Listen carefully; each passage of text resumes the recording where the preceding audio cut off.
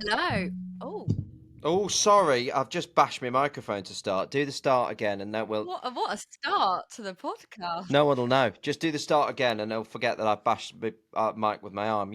Go again. Go again. Take two. I'm obviously using that. It was a dramatic start for a dramatic race. Okay, let's go. Take two. Hello, welcome back to the Fast and the Curious with me, Betty Glover, and Christian Hugill.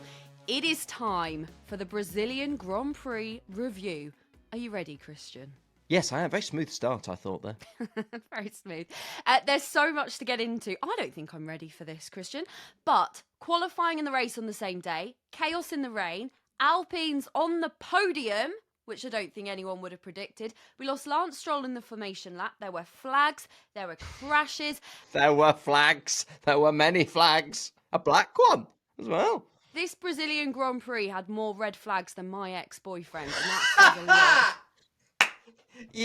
You've been preparing that for ages, haven't you? How long's that been in your head for? I was going to sleep last night and I thought, oh, that is accurate, actually. Good. Yeah, that's good, that. Alexandra messaged us halfway through the race saying, F1 is so silly. It is, Alexandra, and that is exactly why we decided to start a podcast on it, because it is brilliant. Christian, we've surely got to start with Max Verstappen and the Superman that he is, with that incredible drive from 17th to 1st. He's now put 62 points between himself and Lando Norris, who finished 7th. It pretty much puts the title to bed. But let's talk about Max's driving first, because how he managed that without making any mistakes when everyone else around him was making mistakes in that weather was remarkable, wasn't it? This sort of thing's hard to quantify, but for me, it's Max Verstappen's greatest ever race victory. You think back to, there was a Belgian race a couple of years ago where he roared through from the back. Miami last season where he broke Sergio Perez, who never recovered, when Max again started towards the back and roared forward. But it's what I used to say on this podcast a lot last year when he was dominating. Whenever there's an opportunity for a mistake, it's never Max who makes them. And this year, he's not been perfect. Last weekend, for example, he took his aggressive driving style too far. So it's not like it's been utter, complete perfection for Max Verstappen this year. But that was utter, complete perfection in a race. He got every major call right. So did Red Bull. He kept it on the black stuff, which in a race like that is far easier said than done. His overtaking was clinical and wonderful. The way he judged the grip off the line, that is one of the hardest things you can do in motor racing, judging the grip on lap 1, turn 1, in the wet, and he aced it. He has won the World Championship. He has. Lando is not coming back from that. And that is a drive that deserves a World Championship in itself almost. That was elite, world class. There was nobody on Max Verstappen's level in the 2024 Brazilian Grand Prix. I was watching it and I turned away at the start for just like a few seconds, looked back, and I'm like, oh, Sergio Perez is doing well, isn't he? And then I was like, oh, that's Max. Max has moved up to 10th. Betty, I did the same thing. On turn 1, a Red Bull got sideways and the camera hadn't been showing it. So for us watching at home, there was no way of seeing it. And you saw a Red Bull get sideways towards the back. So you thought, oh, it's Max. And you realised, oh my God, no, it's not Max. That's Checo. Because by this point, camera hadn't even been on him. He'd overtaken half the field. Unbelievable driving for Max Verstappen. And listen, I criticised him last week, saying, where I thought he went wrong when he didn't need to and being too aggressive. So it's only right I'll say this weekend he was just remarkable. Yeah, he was so good. It's only happened 5 times in the history of Formula One, I read, that a driver started from 17th or lower and ended up winning the race. So historical race for him. I don't know what the other 4 times are, do you? Off the top of my head, I'm afraid I don't, Betty, but thank you for throwing me under that particular bus. Well, I've always got to test you. I've got to keep you on your little toes, Christian. But we talk about Max, obviously his driving, his decision making, just how spectacular he was, but also, and you did touch on this, but Red Bull and their decision making and how they got that strategy so right was also very impressive. Do you think that this is proof that, the crew and Max are still the best on their day? Good question. Yeah, it is. It is. There's a few people been talking about with the red flag whether it was luck or judgment, and you heard George Russell on the radio saying we should have stuck it out. And obviously, in these conditions, it's easy to say in hindsight because on the one hand, you could think, I'll box for fresh inters. That gives me less chance of skidding off and ending my race. Fine. But if you're looking to be at the elite level, you can think in that situation, the rain is coming down heavier. It's more likely, therefore, that there'll be a red flag. In a red flag, controversial this rule, but it is still the rule. In a red flag, you can get a free tyre change. So George was saying to his team, very frustratingly, we should have stayed out because we've just wasted all this time on a pit stop. And George vociferously said, we shouldn't have done that. We should have stayed out. The opposite to that, Lando was feeling, obviously that's what Max did. Lando was feeling that he was losing grip. Lando, you heard on the radio say, I want to come in. But that was the wrong call. They should have stayed out because I think so many people could tell that was going to be a red flag. Yeah, George Russell and Lando were really frustrated about those calls, weren't they? Do you think that the team should give the drivers more of a say, sort of when the conditions are that extreme? Because the drivers are the ones driving the cars. Surely they have a really good sense of what's going to happen. Unfortunately, there's no easy answer to that question. You've got to trust what the driver's feeling on track, but also, the driver doesn't have the weather radar. And even if the driver did have the weather radar, what's the right decision between it's about to tip it down, and that might be a red flag, to it's about to tip it down, my tyres are shot, so let's stay on the track and put the right tyres on. It's really hard, so it's unlucky. The wrong call was to come in for fresh tyres. The right call was to stay out. It's what the Alpines did. It's what Max did. But that is a needle point decision, and I've got every sympathy. That's not me being harsh on Lando saying it was the wrong call. That's just how the race played out. It's unlucky, but it is skill, and also it's balls. Yeah. It's good old fashioned sporting. Because Max was like, I can keep this car on the track. I'm going to stay out. I'm going to reap the advantages of staying out. Because let's also remember, the mandatory pit stop in the race doesn't apply in wet conditions. You can go to the end on those tyres if you want to. So having more balls and saying, I'm going to stay out, that is unreal for Max. And it was a massive part of why he won the race. Let's talk about Alpine then, because they had a really good race as well, strategy-wise, and also they were driving boats. They weren't driving cars. They were just sailing along that Grand Prix. At the end, watching the Alpine crew all celebrating, the drivers getting out, everyone just absolutely just having the best time ever, was such a nice thing to watch, wasn't it? Because after their season, they would have never guessed that this was going to happen. Yeah, they finished 18th and 17th in Bahrain. They looked awful. They've had all sorts of trauma off track with changes of team principles. I'm one of the people who rightly has criticised them in recent seasons for the way the team's been handled. No real direction, chopping and changing team principles, letting Alonso and Piastri go. That team has not been handled well. I still don't fully understand the decision to not make their own engines going forward. To me, that's an advantage they had that they're giving away.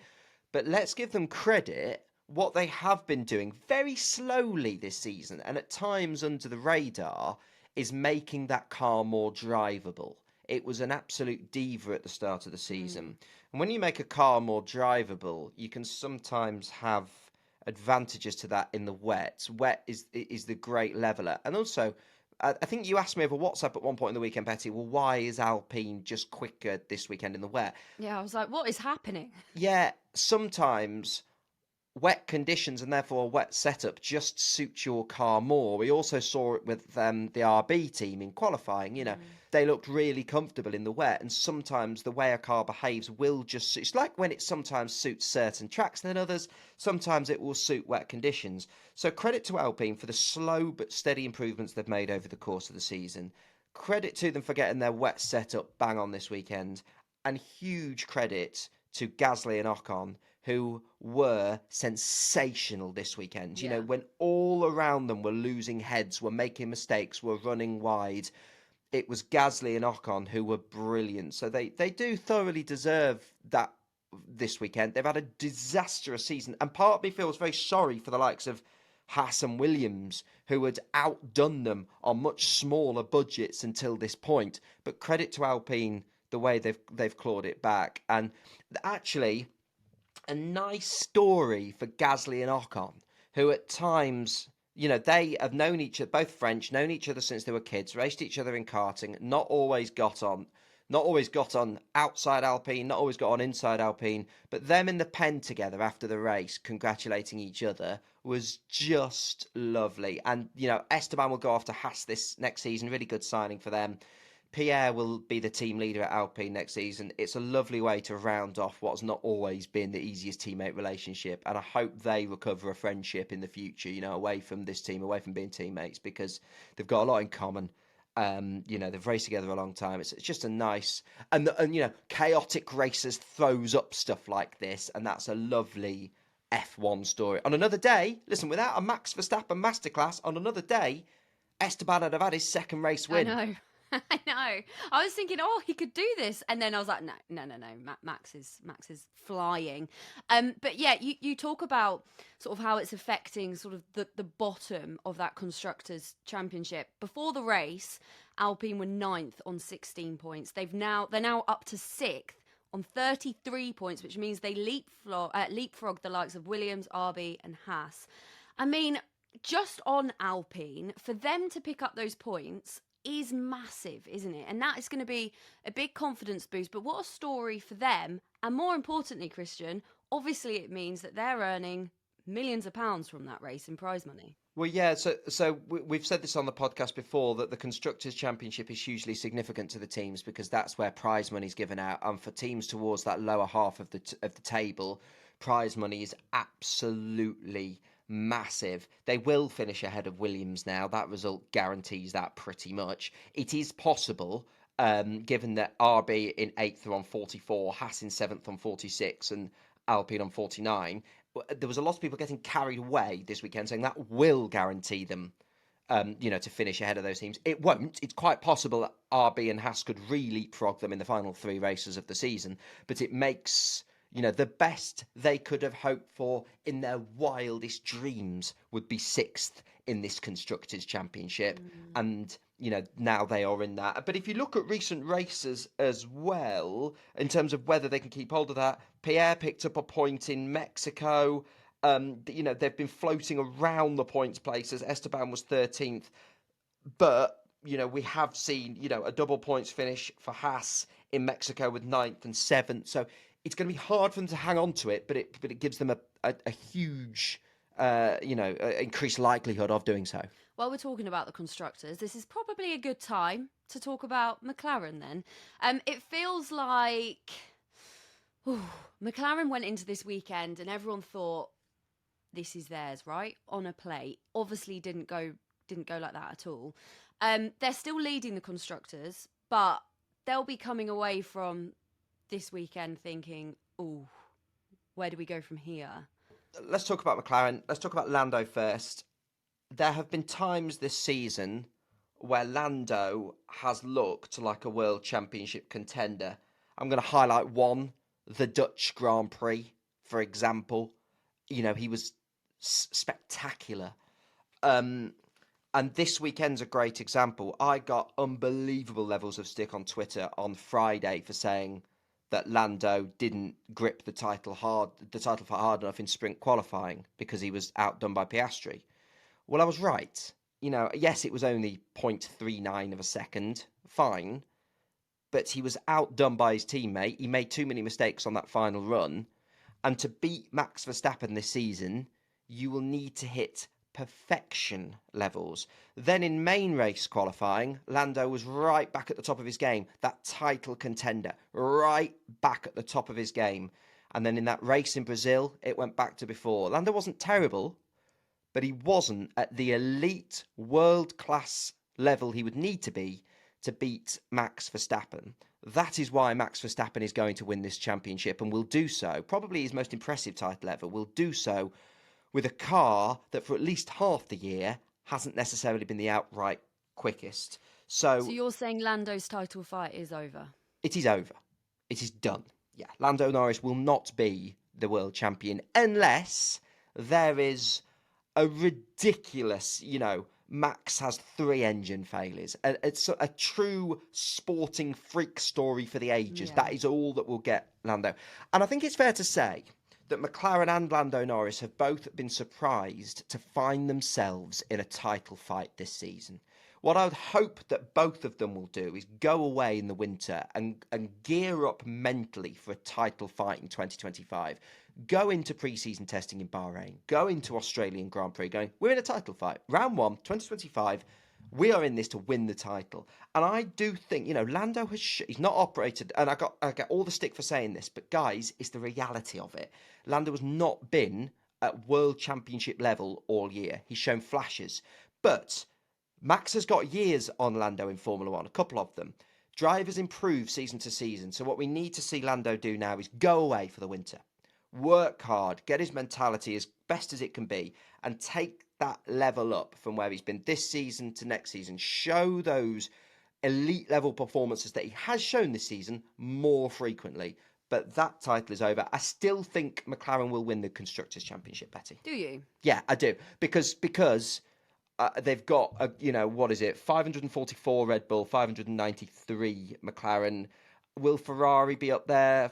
I don't see either Red Bull or Ferrari with 2 drivers doing enough to topple them. Because Oscar Piastri, again, another thing I had stick on Twitter for this weekend is, why do you need to compare Lando to Oscar? Formula One teammates get compared to each other. They just do. That is fact. That is your first point of comparison is your teammate.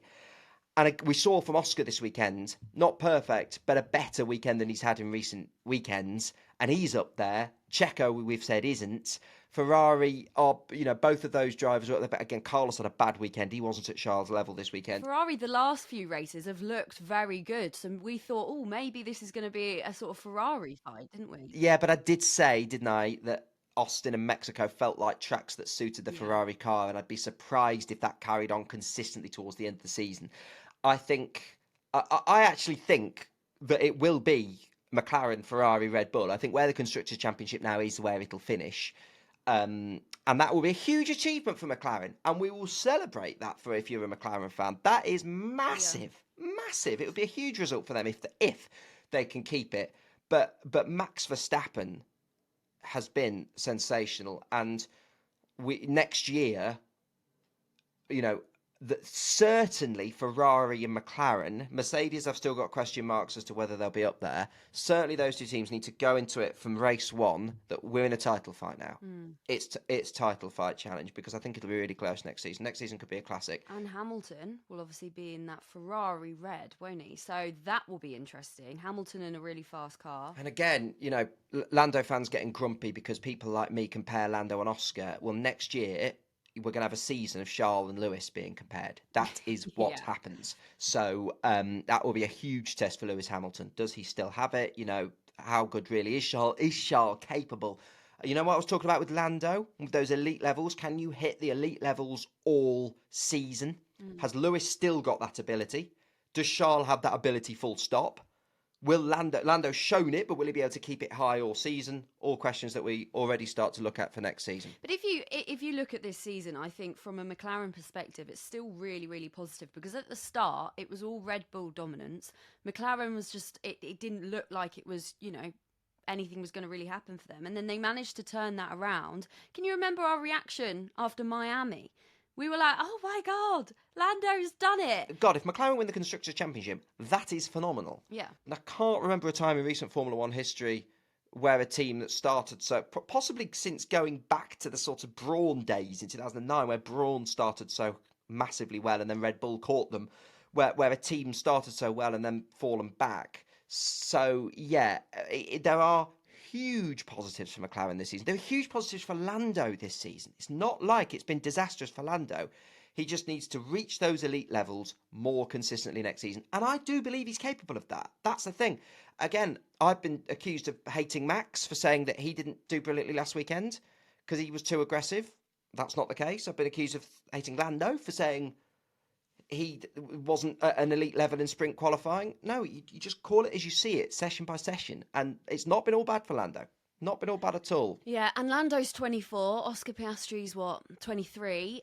They're still sort of, inexperienced in the grand scheme of things in comparison to Max. So they'll learn from this season. Yeah, and Oscar, why we keep mentioning Oscar in the same breath is because, yes, he's not, there's a reason that Lando's ahead in the points. There's a reason that Lando's got a better qualifying record. But how frequently Oscar has been up there with Lando this season in comparison to his experience, Lando having made his debut in 2019, Oscar having made his debut in 2023, is hugely impressive from Oscar. So I do think we will see Lando Norris improvement from 24 to 25. I do think we'll see a Lando Norris title fight in 25. I also think it's more than possible, and I would say likely, that we'll see an Oscar Piastri title challenge in 2025. Because I agree. His level of improvement from 24 to 25 from 23 to 24 has been so impressive. So I'm expecting another level of improvement from 24 to 25. I would bet my house on it. And you've got a house to bet. I do, yeah. There we go. Anything in your cubby hole, Christian, that you want to talk about? Do you know what? So the whole, if you're new to our race debriefs, we always do a little bit of an under the radar, performance that might not have been talked about too much. I want to do two things here. The first, black flag since 2007. Now, we've seen plenty of disqualifications in that time. If you look back to Austin last season, for example, when Sean and Lewis were thrown out for irregularities. George Russell this season lost a win because of it. And the first good old-fashioned black flag, where it's like you're disqualified, you're off, that can be given to a driver for making too many overly aggressive moves, sort of like the yellow card, red card in football. But it was given to Nico from a because you've had external help. If someone gives you external help during the race, in this case, he had help from a marshal to get back on track. That is a black flag, so a rare black flag from Nico Hülkenberg.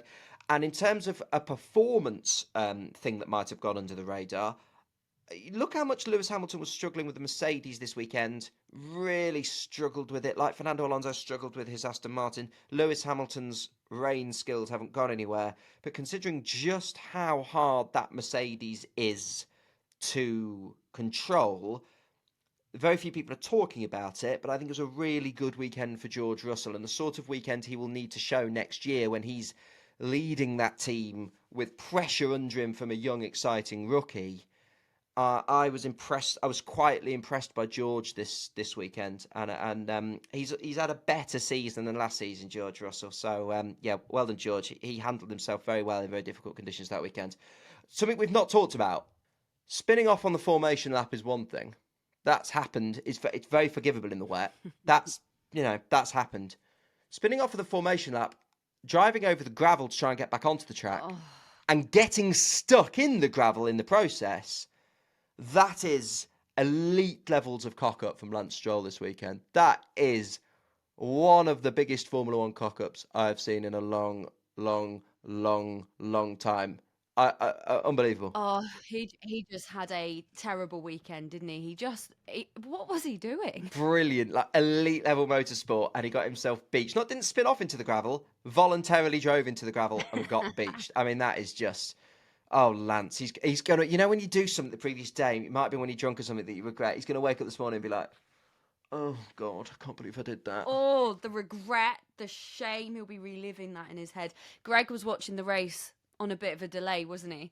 And we were like already into all the race chaos, knee deep in that. And I just go on WhatsApp and Greg's just there with loads of laughing emojis because he's literally just seen the Lance Stroll formation. The sort of thing that Greg just lives for, that level of silliness and that level of cock up, it's peak Greg James territory, that. Poor Lance Stroll. Poor Lance. Anything else you want to... we need to just give our thoughts and our appreciation to the Williams mechanics, because what a weekend they had as well. When Colapinto crashed the second time, you could just, and obviously the cameras are in the garage, and you could just see them all with their head in their hands. They're thinking, oh, not again. They worked tirelessly. Yeah, working all that time to get the cars back out, then another crash. And it just goes to show, if you are, racing in conditions like that, the hardest thing to do is keep it on track. And bear in mind the lack of testing available to these drivers now. You saw the rookies make mistakes. Ollie Behrman, who of course got another super sub appearance for Kevin Magnussen this weekend because Kevin was ill. He struggled. Franco Colapinto struggled. I heard a couple of people say, it proves that the rookies have still got a lot of learning to do. Well, yeah, they're learning on the job because they've never driven in the wet before. That's an unbelievably tricky challenge. So, huge sympathy to those guys who struggle, because you are being thrown in at the deep end, and you saw, experienced drivers like Carlos Sainz struggled this weekend. When you've just not got that feeling in your car in the wet. I remember Silverstone years ago where Valtteri Bottas was driving for Mercedes and just spun about 115 times. You can be an experienced driver, and when it's just not going your way in the wet, it's not going your way. So huge sympathy for the Williams mechanics, and huge sympathy for the likes of Franco and Ollie there for struggling. But one man who did, probably in third cubby whole thing, one man who really did well was Liam Lawson. Again, supremely impressive. Get himself in the points and finish the race and stay out the wall in that situation. Bloody brilliant from Liam Lawson. So, tricky old weekend if you're a rookie. Tricky old weekend if you're a rookie. And it just, every time I watch Formula One, I sort of fall in love with it a little bit more, because I'm in complete awe of these drivers. Like, I watch a lot of sport, cover a lot of football, for example. Like, these players aren't putting their lives on the line, let's be honest. No. Like, they could not see out of that. They just could not see. And I was sat there and I was thinking, oh my God, how are they doing this? This is ridiculous. So spray when you're racing is, people don't appreciate the trickiness of it. And you get it in all forms of motorsport. So when I was karting, there was times when in the wet, you'd go into the first corner and you're braking, and when you're in the middle of the pack, you're braking on when you hear the engines of the drivers around you ease. Yeah. I've had that, but I was going from in the wet realistically 50 miles per hour to 20, which, trust me, feels scary. But when these guys are doing that in Formula One cars at 150 to 200, oh, it's unbelievable level of skill, of bravery, of commitment, of talent. It's unbelievable. And, they are superheroes. These guys, Yeah. what we watch them do is superhuman. And it rounds off the podcast nicely by saying, and the one who rose above it all this weekend was Max Verstappen, who in those conditions set fastest lap after fastest lap after fastest lap at the end. 17 fastest laps. Unbelievable. Yeah, you can watch Formula One for decades to come. You will not see too many better performances than that. That was magical. Yeah, brilliant.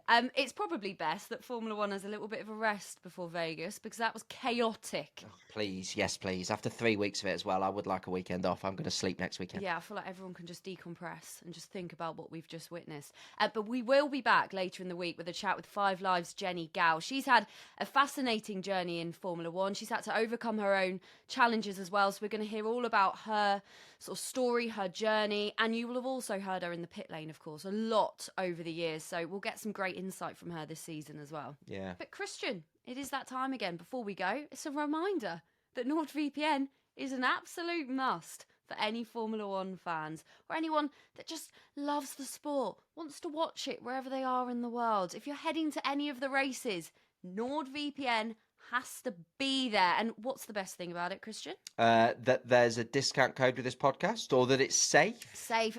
You can change your virtual location to keep up to date with all of our TV and radio when we're away from home. You can use it to help you save your money when you're planning your next trip to a Grand Prix, or a little cheeky holiday because maybe you need to relax after the Brazilian Grand Prix.